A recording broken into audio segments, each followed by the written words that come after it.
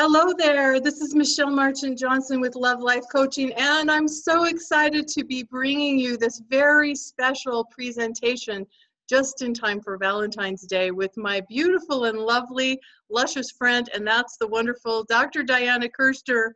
Welcome, Diana. Oh, thank you so much, Michelle. I am just so thrilled to be with you. I just feel so simpatico with you. It's amazing. I agree. I mean, ever since I first connected with you, Diana, a few years back, I've always just felt such a heart connection with you. And I love the work that you're doing in the world. I think you are just such a beautiful and powerful force for women and men out there, although my audience is mainly women, to help them find that love that they most deeply desire, and to also help them learn to love themselves more, which, as we talk about, is a gateway, right? Absolutely. That's the ground. That's the ground. Yeah, Relationship with yourself. We can see behind you, and I have a wonderful copy right here. Dr. Diana has just re-released with some brand new wonderful content her beautiful book, Love in 90 Days. And we're going to talk a little bit about that as we go along. And we have a special offer for you of some free gifts that come along with you getting a hold of this brand new updated copy of Diana's wonderful book. Before we jump into that, Diana, I want to just give just a brief introduction, because I know most of the women out there have heard you speak or know of your work in one way or another, but just in case, we'll just do a little intro. Dr. Diana is a PBS love expert, psychologist, and best-selling author who has helped tens of thousands of singles and couples find the relationship of her dreams. And Dr. Diana successfully ran her 90-day love challenge on the Fox Morning Show with highest ratings, frequently appeared on the Today Show and on Oprah, Good Morning America, Nightline, and Access Hollywood. She's widely quoted on dating, couples, and family issues in the New York Times, the Wall Street Journal, USA Today, Time Magazine, the New York Post, the LA Times, Cosmopolitan, and People. And today she's all ours. Woohoo! So that is just wonderful. So Diana, you and I were speaking just a little bit before we started officially here on this interview that is unique and perfect for this audience. And I shared with you back to my own days of remembering being single on Valentine's Day that it wasn't always the easiest day. And together we have created an intention to really love and serve this audience and to help you to not only have a beautiful and happy Valentine's Day, but to maybe give you a renewal of hope and a renewal of your own self-love and a vision of what might be possible for you. So that's the intention I want to set, Diana. And I really thank you from the bottom of my heart for generously giving of your time to show up to serve in this way. Oh, it's my pleasure. It's my pleasure. Yes, I do remember being single on Valentine's Day and the feeling of being alone and deserted and sometimes just completely invisible. And it can be so, so trying, you know, very, very difficult. But, you know, the thing that has totally led me to be doing what I'm doing is understanding the depth of those feelings and cultivating a willingness to actually go on a search to find out what can be done to create hope, to create self-love, to turn those feelings around for yourself, number one, for yourself, and then with a partner. And so these dark times actually often lead to tremendous transformation. And those of you who are with us today, you know, you can open up in terms of a certain shift that might completely transform everything that you're feeling, you know. It's very, very powerful what you can do in terms of having a little bit of willingness and opening up to different ways to love yourself that are innovative and actually recraft some of the neural nets in your brain, which is really quite interesting. You know what I'm saying? Mm-hmm. The neural nets in your brain that represent you are not static. They're not wired together permanently. They're not completely just there, hardwired in. The neural nets that represent you as lonely or invisible, you as deserted, this kind of thing, are in a constantly moving relationship to each other. If you looked at that area of the brain, you would see it as a light show. It's just constantly changing, constantly changing. And Mm-hmm. the beauty of that is you can actually go in there and deliberately affect that part of how you're, this part of the brain that's talking to you about you. Yep, that voice. Right. And you can deliberately rewire it. Really, really interesting. And it's based on this principle that neurons that fire together wire together. I'm going to say that again. Neurons that fire together wire together. And there's a lot of research that shows this. Mm. So if you decide that you want to not be feeling deserted, not be feeling invisible, not be feeling old, or not be feeling discarded, and believe me, I felt all those things, though people don't believe it, but I have felt every single one of those things, every single one of those things. But you can actually go in a decision to transform that. And I'm really excited because I think today we're going to do some of the most powerful work that can shift that. I'm so excited too. Before we jump into some of that, Diana, I want to just emphasize and kind of maybe have you say a little bit more about something you said here at the beginning that really stood out for me. And it was when you were talking about how sometimes these painful feelings, these feelings of being invisible or feeling like your chance has passed you by or you're invisible, no longer do men see you in the same way, that kind of thing. These feelings or of being lonely or feeling like everyone else is coupled off in Valentine's Day, these feelings can actually be a gateway to a breakthrough. And I think there's something to be said. I want to hear what you have to say about this, about Yes. honoring those feelings and recognizing that they're coming from this place of that deep longing that we have to really be with a beloved, to really matter to someone, to really share our lives together with someone. Mm-hmm. And to me, well, usually it is suffering that helps us transform.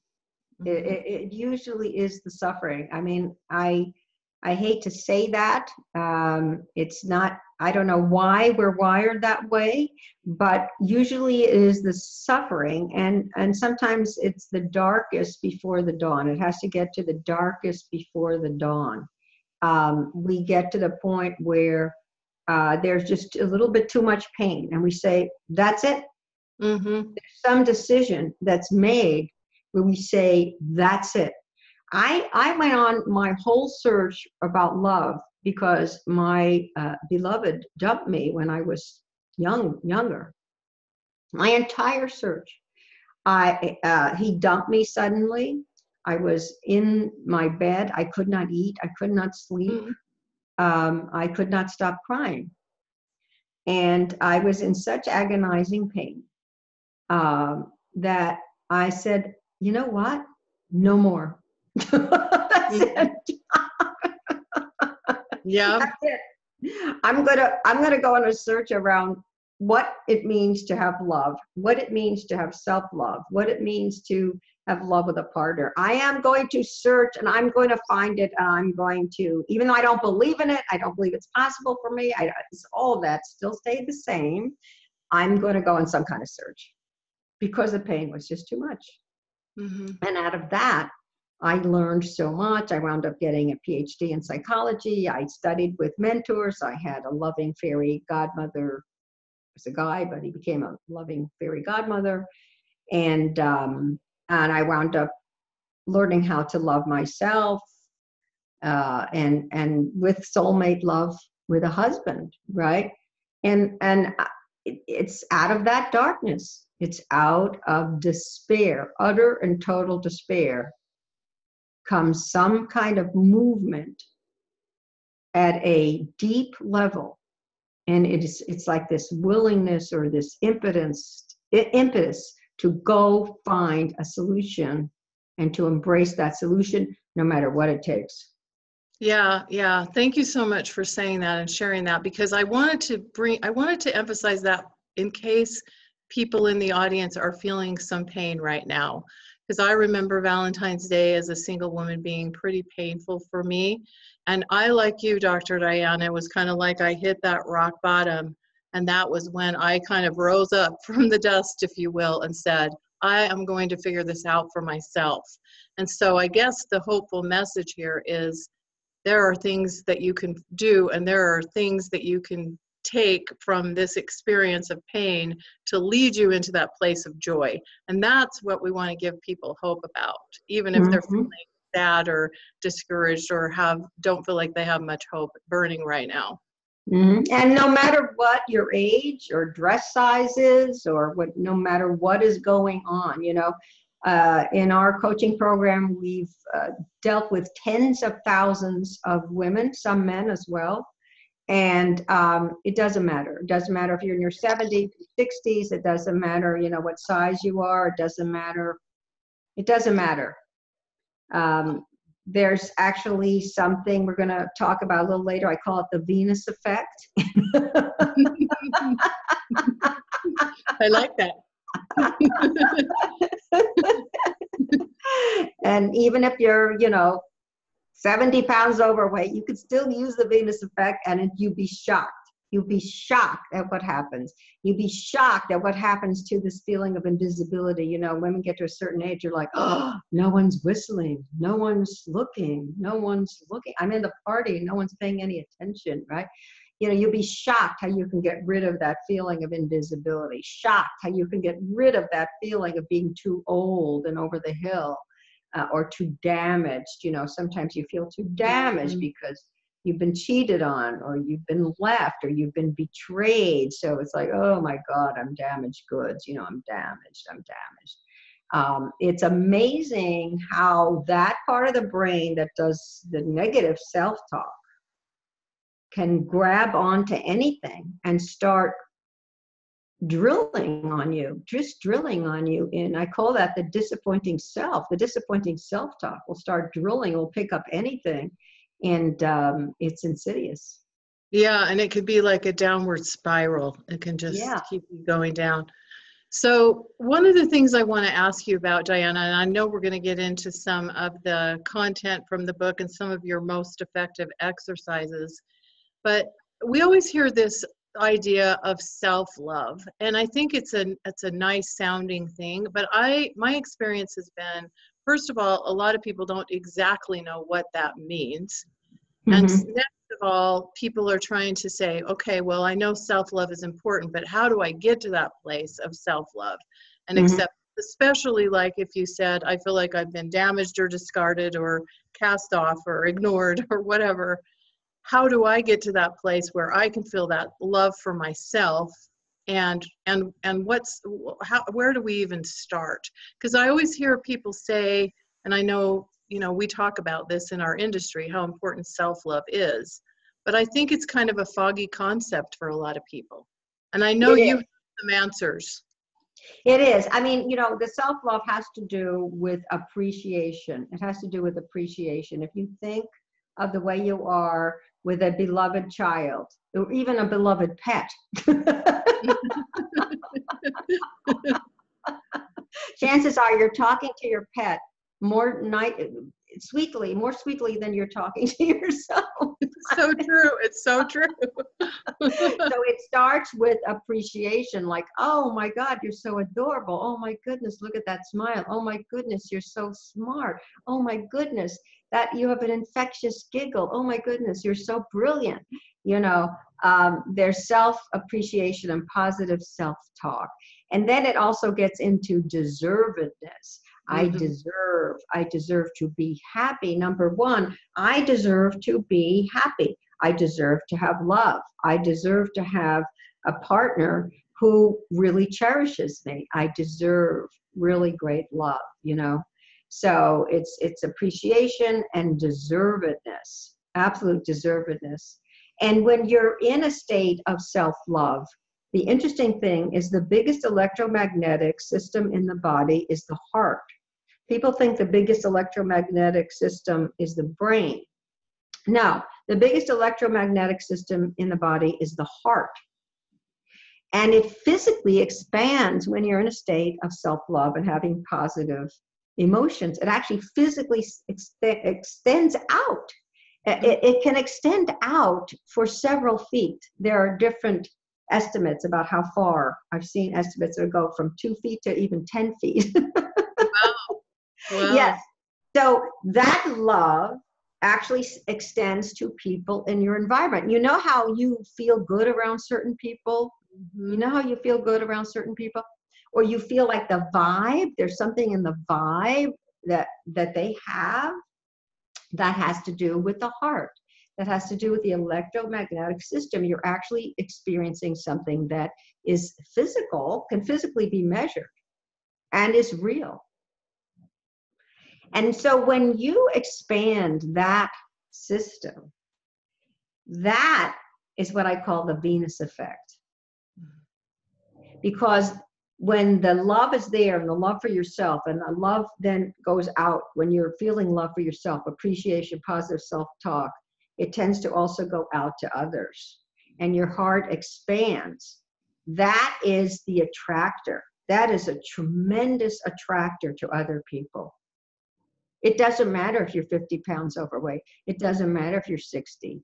It doesn't matter. None of it matters. It doesn't matter if you've had a bitter divorce and you've been cheated on, or somebody took all your money, you know. It doesn't matter. You can access this. You can access the Venus effect. You can access that. And chances are your heart is even more alive and sensitive and incredible because of everything it's been through, you know, everything it's been through. So there's even more ability to empathize with others and to be caring to others and all that. And it's expressed there. It's expressed, and that becomes actual charisma. That is true charisma. It's actually irresistible to be in a state of appreciation, positive self-talk, and love and deservedness is irresistible to other people. It really is. That's why we've had so many people in the Love Mentor program, you know, get married. They're 50 pounds overweight. They you know, wind up with a great guy. They're 62 or 70, you know, because they're using the Venus effect. They're using something much more profound than the physical. There are things that are more profound than the physical, much more profound. Mm-hmm. Yeah, because people can energetically feel that. They can sense that. That's a real, it's like your presence. They can feel your presence in a different way when you're expanded. And it's that love attracts love kind of thing where people feel good in your presence. So it's this open-heartedness which starts from accepting yourself, and then that allows other people to feel like they could be accepted by you. I think that's a piece of it anyway, right? Very much so. You know, and when they ask men why they married the woman they married, it's very consistent what they say. They don't say because she's a size 8. They don't say because she's 21. They don't say any of that because she has a perfect body. What they say is one thing. They say, because I feel good around her. I married her because I feel good around her. Mm-hmm. That tells you a lot. It does. It does. You know, if you're in your own joy, in your own bliss, in your own happiness, speaking positively and lovingly to yourself, you know, you're irresistible. People feel good around you. Yeah. It makes me think of a little teeny tiny story that goes along with this. Back when I was single, I was attending these single group activities. Sometimes there were dances or dinners or various different types of activities. And from time to time, there were these 2 sisters that came, Diana, and they were not what you would call drop dead gorgeous, although they took good care of themselves in terms of grooming and that sort of thing. But it was like the men were falling at their feet. I mean, they just had men asking them out constantly. And I just would observe this, and I couldn't figure out for a long time what it was that was going on. But it was exactly what you're talking about right here. They felt really terrific about themselves. They fully loved and accepted themselves. They didn't have the perfect bodies. They weren't the most gorgeous women there, but they were very warm and open-hearted, and they appreciated the people around them. The men felt really good around them. They felt accepted. They felt seen. And I mean, the men would come like moths to a flame to these women. They were just like the most irresistible two babes you've ever seen. And the rest of us were standing around going, what am I? Chopped liver? Well, that's a case in point. That's a perfect illustration of a case in point. That's it. That's it, you know. So one simple takeaway from this is that, you know, if you are in a situation like a social situation or a party or whatever, put your attention out. Don't put your attention on you. Put your attention out on someone else. I love that. And notice what's right about them. Oh, I love that shirt. Oh, Rick, that's a fantastic, funny thing to say. I love that. Oh, Jean, these shoes are fantastic. I love these shoes, right? Notice what is right in people around you. This is the positive talk going the other way, right, towards the outside, but it will also expand the heart. It will expand the heart. And you become the love, you become the change you want to see in your life. You become the love that you want to see in your life. You're just putting your attention out. If you're, you know, you're with a hostess, oh my God, look at this spread. Oh, I love it. It has to be real. This is not BS. This is like what you really notice that you like. You notice different things. It's going to be unique to you. Oh my God, that purple color on that, you know, pin is fantastic. Whatever it is. Right. Yeah, so this also makes it so if you're paying attention and paying those compliments and really seeing other people, they're going to feel terrific. Love is going to come back to you, and you're not going to be so caught up thinking in your head about how self-conscious you might feel, or did I wear the right outfit, or is my hair perfect tonight, or did someone notice this new wrinkle under my eye? Whatever. Right, or am I saying the most stupid thing? Mm-hmm. Mm-hmm. And it seems like this applies to dating too. Like if you can. Oh, yes. I have something in the book called the old best friend technique. And the old best friend technique is, you know, instead of like meeting someone like as if they're new, like how do you do? You imagine that the person you're meeting is a long lost best friend or an old favorite relative. And that means you're going to notice what's wonderful about them, how they're looking so great and everything. And also your vibe, your heart chakra is going to be, your heart energy center is going to be expanded. So you're going to be like, Charlie, hi. Because it's your old best friend technique, right? And it changes the whole dynamic. All of a sudden, Charlie's going to feel like he's your old best friend. Yeah, that's so beautiful. I love that. I love that concept. That's so beautiful, because I think what happens so often, I know it did for me and for so many of my clients, is it's so easy to be in our heads, especially on the first dates, because you're nervous. You're worried about how they're going to perceive you and that sort of thing. So this is such a powerful concept. Yes. Yes, definitely. You want to really embrace the person, be the change you want to see, right? Chances are it's not going to work out because dating is a numbers game. So you're just going to spread a little love yourself, and what goes around comes around. Yeah. In fact, I don't remember where I heard this quote, Diana, but it went something like, and I'm paraphrasing here, but it says something like, most people will end up being friends rather than your true love, but love your friends with all your heart. So loving them with that open-heartedness and just being there in the moment for whatever gift can come out of that interaction, recognizing, you know, not everyone's going to be your match. You're not going to fall in love with everyone, and everyone's not going to fall in love with you in terms of them being that partner, that long-term soulmate love kind of partner, but everyone has something.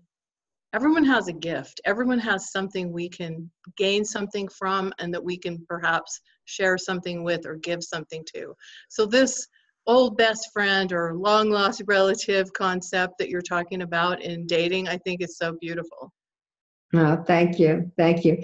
But often, you know, especially around this holiday, you feel like, oh, I can't get it up. I really can't get it up. There's just too much negative self-talk. There's just too much depression, too much feeling of loneliness. And I know that you wanted to get to an exercise that can get rid of that. So I do. I want to ask you one other question before we do that, if we can, Diana. Sure. Is that okay? Sure. And that is for women that have gone through different changes, perhaps in weight or, you know, menopause or aging, and are feeling that from in their bodies. They're maybe not feeling great about their bodies.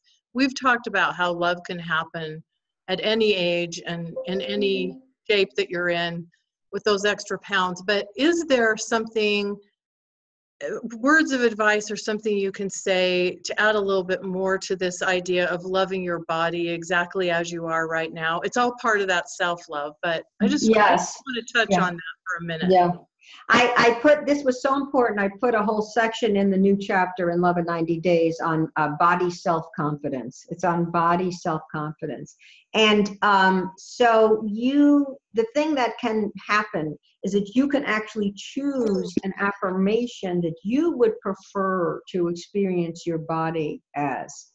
And then you can actually wire it into your brain, which is really interesting. Remember, we talked about neurons that fire together, wire together. You can actually wire that in. So instead of looking in the mirror and seeing, oh my God, a blimp, or oh my God, an old lady, you look in the mirror and you actually see the way, you see yourself the way you would prefer to see you. So I'm just going to talk about and read some of these affirmations that can be used to help with the body self-confidence. My body has luscious, delicious energy.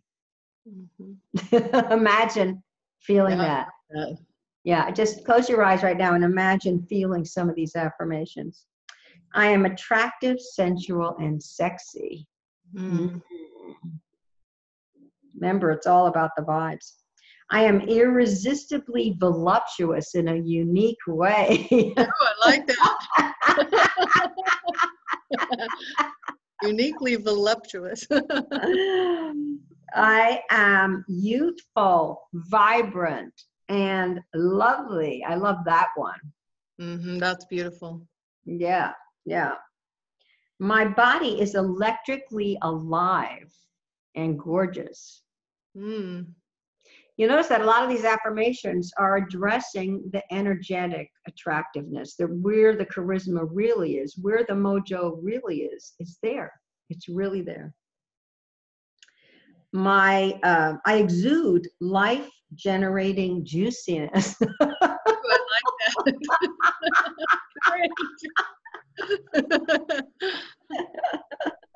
that. Oh. I am uniquely beautiful, warm, and inviting. That's beautiful too. Mm-hmm, mm-hmm. Yes, so just trying on those affirmations is a really powerful thing to do, even just pretending that you're believing them, pretending. And then a really great way to rewire the brain is to do what I call the 5-minute manifestation miracle exercise, where you actually say your affirmation and then you ask yourself, do I have any fears, doubts, or other reactions? That then wires that affirmation to the part of the brain that is holding this negative body image, right? Mm-hmm. And then you go right back to the affirmation because you want to wire the affirmation into that. In fact, I'm going to read you an example, a case example from the book, and you'll understand it immediately. Okay, sounds great. Yeah, let me read you that case example. Okay, this is Beth, a counselor who was 50 pounds overweight. And her affirmation is, I am irresistibly voluptuous in a unique way. Mm-hmm. So she says this aloud. I am irresistibly voluptuous in a unique way than any fears, doubts, or other reactions. I'm a blimp. I'm a blimp. Affirmation. I am irresistibly voluptuous in a unique way. Any fears, doubts, or other reactions. I have to lose weight. I have to lose weight. Affirmation. I am irresistibly voluptuous in a unique way. Now I'm just going to oscillate back and forth between the affirmation and fears, doubts, and other reactions. Well, maybe that keto diet will work. I am irresistibly voluptuous in a unique way. My face is hideous. I am irresistibly voluptuous in a unique way. I'm not. Ugh. I am irresistibly voluptuous in a unique way. I'm tired of this stupid exercise. I am irresistibly voluptuous in a unique way. Well, Jim did seem to be coming on to me. I am irresistibly voluptuous in a unique way. My legs are pretty good. I am irresistibly voluptuous in a unique way. Well, Jim may think so. I am irresistibly voluptuous in a unique way. It could be in a unique way. I am irresistibly voluptuous in a unique way. Well, yeah.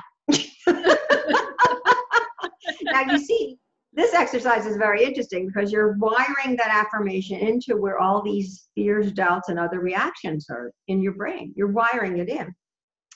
So it's interesting with Beth. I mean, so Beth never lost her weight, but she wound up dating a guy who was crazy about her, and she's happily living with him. She didn't lose any weight, right? But she decided she was irresistibly voluptuous in a unique way. Mm-hmm. She decided. See, the genius of that is that you have control. You have control. And no matter how mean that disappointing self-talk is, you can just rewire it. You can wire it right back where you would like it to be. You don't have to suffer with these thoughts. You don't have to suffer feeling invisible or old or fat. You do not. Mm-hmm. Yeah, I thank you for sharing that example and kind of the pathway that how that was used. That was really effective to be able to see that example. And I think that it's so powerful to remember this and to remember that the right guy is going to see your beauty and not your flaws. Because I experienced that, like she was giving Jim as an example. Jim might think so. Jim might think so. The right guy is going to see your beauty and not your flaws. Exactly. But first, sometimes we have to see our own beauty too, or else we repel love because we're keeping it at a distance because we don't feel lovable. Like I can remember one of my clients saying to me, well, I'll find love after I lose the weight, and I'll love myself more after I lose the weight. And I said, well, I actually think it's the opposite. You're actually more likely to find love once you love yourself, and then the weight will perhaps disappear as a result of that too. Yes. So I love that example. So I know we're going to do that other exercise, but thank you for talking a little bit about that body piece, because I think it's something that comes up for a lot of women, whether it's, you know, the shape of their body, whether it's they're seeing the effects of aging on their face or menopause, or they just feel differently. I think that's so beautiful to have a tool to kind of work with that piece so that we can show up with that full-hearted energy and that radiant presence that we were talking about earlier. Yeah, the Venus effect. Anybody can have the Venus effect. Yeah. Okay, so now you're going to share with us one of your favorite exercises, which I absolutely love. And thank you for doing this for the audience, Diana. Yes, this is the most powerful exercise in the whole book. It's the Diamond Self exercise. It's the most popular exercise. We've had tens of thousands of women do this, and they love it. And this is the exercise that really recrafts your identity at the level of the name. You get to give yourself your own diamond self name, which is pretty incredible. It really changes everything. So yeah, if you would just go, Michelle, if you would just go along and follow along the exercise, and you guys also, hopefully you're not driving. If you're driving, pull over. Yes, please pull over. And definitely join us. Please do this with us, because you're going to be shocked at what happens. Okay, so remember a time that you felt at home in the world. You may have been very little.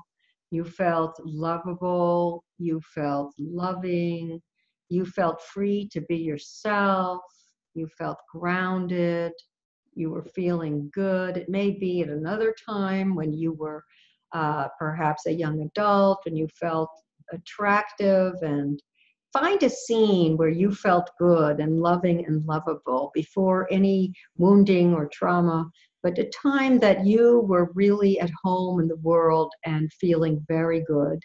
And put yourself in the scene. Imagine looking through your own eyes. Good, good. If you're having trouble finding a scene, just imagine what it might be like to be in a scene where you're feeling good and at home in the world and happy and free, lovable and loving. Good, good. Now, give that some sounds. Remember the sounds of the scene. You may even give it a little bit of a musical soundtrack. And see the beautiful sights that are there, the colors. And feel those good feelings there, the really good feelings. Excellent, excellent, excellent. And now I'd like you to make it 5 times better. Make it 5 times better. Wonderful, wonderful, wonderful. Excellent.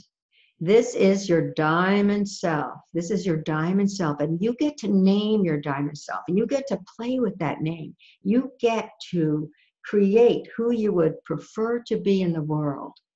And give yourself a beautiful nickname. And some examples are Amazing Grace, Beloved Mighty Isis, Chosen Irresistible Goddess of Love and Light. Yes, yes, Saucy Minx,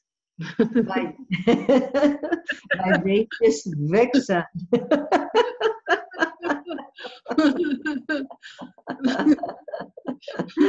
Adorable Goddess of the Lake. Voluptuous one. Oh, yeah. The voluptuous one. Okay. Beautiful. Yes, yes. Give yourself a diamond self name. Wonderful, wonderful, wonderful. And now I want you to take that image of your diamond self and put it to the side. Just take that image and put it to the side. Make it the size of a hand grenade. Make that image the size of a hand grenade. And now I want you to get an image of your disappointing self. The time when you feel invisible, or you felt invisible, you felt deserted or abandoned or alone or unlovable. Or maybe you felt that something was wrong with you. Maybe you felt too old. Beautiful, beautiful, beautiful. Excellent. Now I want you to get that grenade-sized diamond self and throw it into the disappointing self and blow it to smithereens. Blow it all the way up to smithereens. Yes, yes, yes, yes, yes. Now 5 more times. Take that diamond self grenade, throw it into the disappointing self and blow it up 5 times really fast, really fast. Yes, yes, yes, yes. Beautiful, beautiful, beautiful. Yes, and that is rewiring the part of your brain that is at the level of identity. And now I want you to open your eyes and share your diamond self name. If you're alone, say it out loud. Michelle? So mine is Beautiful Angel of Peace, Joy, and Light.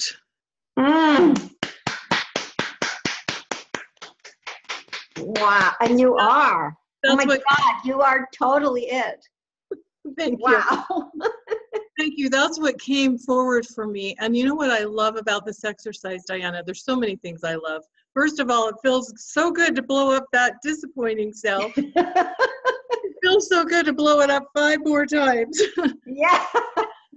And it feels so good to tap into the true essence of who you are. I think this helps us to tap in to our true, pure essence of who we are. And Absolutely. I've done this exercise with you before, sorry, and I experience it a little differently every time. I mean, I don't always land on the exact same name. Mm-hmm. So, but all of them are so closely aligned with my true essence. Mm-hmm. Yes, yes, it's so true. Who you really are at the core is consummately amazing, consummately beautiful, unusually wonderful. Really, that's the real truth. That's the real truth. It's like accepting that light, accepting how fabulous you are. You know, women will sometimes say this is silly, I can't name myself, or it's too much, or I'm exaggerating. That means that you're actually right in the arena you need to be. It's the right name for you because it's bringing up the disappointing self-commentary, right? Right, When right. I first did this exercise, I couldn't even say my name. I was like, oh my God, that's too grand and wonderful for me. And my name is the Radiant Beacon of Loving Guidance. Oh, I love it. And that's so you. That's so you.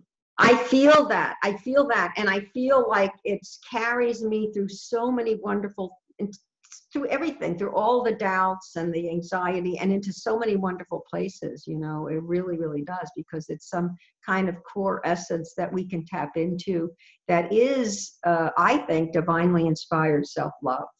That, you know, and the divine is the most powerful, really. I mean, you know, even if you don't have any name for it, or, you know, it's just about nature for you, or I really think that divinely inspired self-love is the ultimate healing that you can have. Mm-hmm. Yeah, that's so beautiful. Well, this is so much fun. I just love connecting with you, Diana, and I love your work, and I am so grateful to have the opportunity to interview you again and to be able to feature this for this wonderful time in your life at the re-release of this wonderful, wonderful book. And so we have something really special for you that we want to tell you about.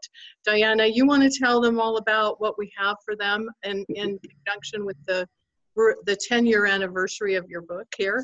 Yes, it's really, really exciting. And but before I go on, I just want to say likewise, Michelle, I could talk to you all day long. Your wisdom, your love, I mean, it's just amazing. It's so blessed. Thank you so much.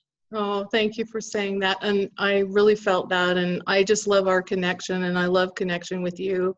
And I am so grateful to consider you a friend and a mentor and a colleague. And I'm so grateful for the work you're doing in the world, because I know that it's making such a difference in the lives of so many people. It's like the ripple effect. I mean, you probably don't even have any idea how far-reaching your work really is. You have some idea, but I can guarantee you, Diana, there are women and men on far reaches of the globe that you may never even know about, who your work has helped and supported, and it's just a beautiful thing that you're doing. So thank you for your presence in the world. Well, thank you, thank you, thank you. So yeah, let me tell you guys about this amazing thing. I mean, to celebrate the 10th year anniversary of Love in 90 Days, we have actually over $1,000 worth of bonus gifts for anybody who buys the book, which is pretty spectacular.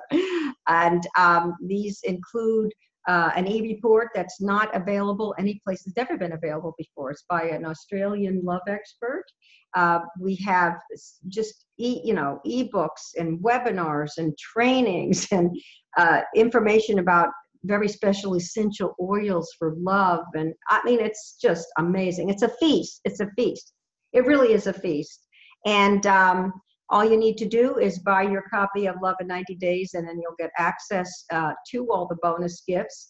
And it's on my website, love90days.com. But you can use the link below. Michelle's going to put a link below here that is easy, and her special link that'll help you get there so that you can get your book and get all your gifts and move into the best year of your life.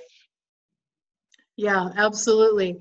Yeah, the link for my special link for Diana is right below this video. And I mean, what, your book on Amazon right now is what? Let me see how much it is right now. I mean, are you kidding me? For what you're going to pay for this book, you're also going to get the updated version of Diana's book, and you're also going to get over $1,000 of wonderful gifts centered around love to help support you on your journey. Mm-hmm. I'm $12.74. Okay, yeah, I'm looking it up here right now. Love in 90 days. Yeah. Yeah, yeah. It's like, I mean, seriously, $12, you know, $13. That seems like a really good investment.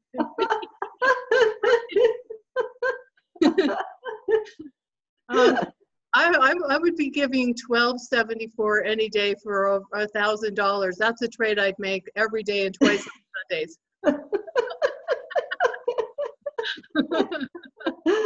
So, and my special gift that is a part of this giveaway is a really cool special report and training on 10 secrets every woman needs to know about men, which you get as a part of this. And that alone, my God, Michelle, yes.